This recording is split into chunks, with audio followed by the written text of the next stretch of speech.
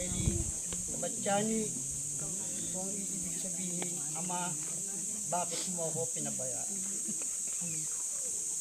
Sa oras na ito, mga magulang at mga kapatid, ay pagbulay-bulayin natin sa ating mga isipan kung ano ang kaganapan na nangyayari sa ating dakilang Panginoon doon sa kutok ng bundok, na kung paano ang isang tao na nakabayubay sa krus sa pamamagitan ng pagtubos sa ating mga kasalanan at lalong-lalo na sa aking kasalanan, lalong-lalo na sapagkat ako hindi naging matuwid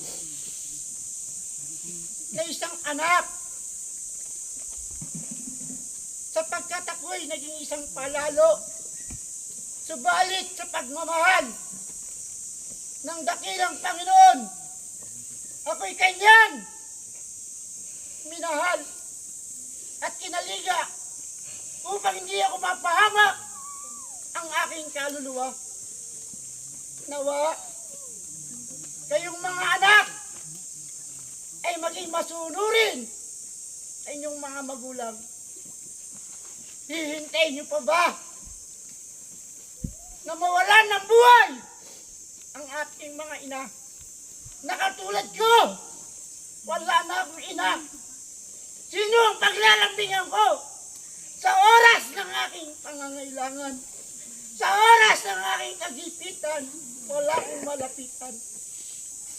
Kaya kayong mga anak, mapapalad kayo sapagkat tangan-tangan niyo pa ang inyong mga magulang. Higit sa lahat, ang inyong ina nagdala sa inyo ng 9 na buwan upang kayo isilang sa mundong ito. Subalit, tayong mga anak, ano sinusukli natin?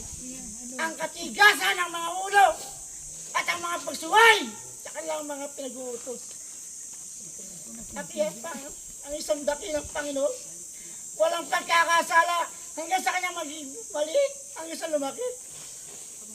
Kapanay kabutihan at tinuturo ang mga kabutihan upang tayong lahat ay maligtas, upang tayo makapiling. Subalit ano ginaganti natin sa araw-araw? Sa araw-araw, ang hirap at pasak